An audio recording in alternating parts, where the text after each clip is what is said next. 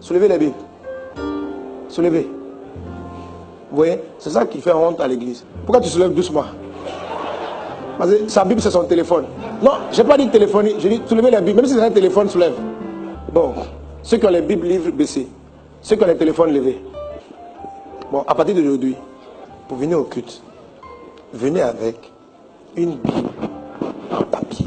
Les Bibles électroniques, gardez-les, faites vos recherches et la Bible. Amen.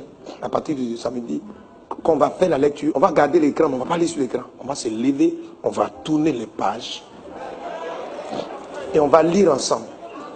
Amen. Non, non, non, j'ai reçu ça que vraiment, il faut qu'on tourne. Je crois que c'est à cause des vidéos qu'on va laisser le texte à l'écran. Mais on va lire, on va prendre la Bible. Ouvrons en Matthieu chapitre 13 et on lit. Tu ouvres ta Bible et on est debout et on lit. Non, j'y tiens. Amen. Je vous assure que les Bibles électroniques, elles sont utiles, mais elles sont un piège. Elles sont un piège. La vérité, c'est que quand tu médites avec la Bible électronique, tu es distrait. Parce que la même Bible, pendant que tu es en train de lire, ça fait un SMS, un mail. Tous ceux qui méditent avec la Bible électronique, soyez honnêtes. Qui est distrait quand il médite? Qui, quand il regarde la Bible, en même temps, un coup, il tourne pour aller ouvrir Facebook? Moi-même, je me répands. Parce que des fois, tu es dans la rue, je veux lire un texte. Mais je lis comme ça. Et puis un coup, tu zappes, tu ouvres Facebook. C'est un piège. Vous comprenez? Mais en dehors de ce piège, comme je vous l'ai dit, ce phénomène-là, regardez, vous avez plus de la moitié de l'église n'a pas de Bible. Plus de la moitié. Quand j'ai fait lever la Bible, plus de la moitié de l'église. Oui, il faut venir ça à l'église. Comment? C'est quel élève qui vient à l'école, ça? Non, prenez vos Bibles à la maison, venez ça à l'église. C'est comme un enfant, tu es à l'école, tu n'as pas tes cahiers, tu arrives. Non, il faut venir. Non, il faut qu'on crée notre culture, il faut les acheter, il faut qu'on se promène avec. Alléluia. Oui. Le piège, c'est que à force de ne plus acheter les Bibles en papier, les usines qui en fabriquent seront obligées de fermer parce qu'elles n'arrivent plus à les écouler. Du moment que tout le monde prend sa Bible dans sa tablette ou dans son téléphone. Et ces usines-là ne pourront pas écouler leurs marchandises, seront obligées de fermer.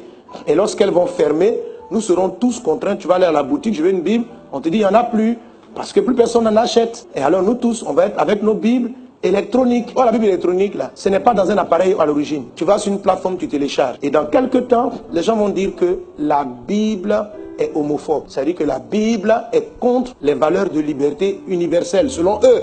Et on va dire aux plateformes où on télécharge que vous ne pouvez pas mettre à disposition du public un livre qui est contre l'humanité. Et en ce moment-là, il n'y a plus de boutiques où on peut acheter des Bibles en papier. Et partout où tu télécharges, ils vont enlever les Bibles électroniques et subitement, les usines ont fermé. On n'a plus de Bible sur nos téléphones. Il n'y a plus la parole de Dieu sur la terre. Quelqu'un est avec moi? Est-ce que vous comprenez? C'est pourquoi il faut que tu aies ta Bible en papier. Amen. Plus nous allons acheter, plus nos frères qui en produisent continueront de produire. Et ta petite Bible électronique à côté, c'est pas mal. Ça te permet de faire des recherches rapides, mais il faut que tu aies ta Bible. Amen.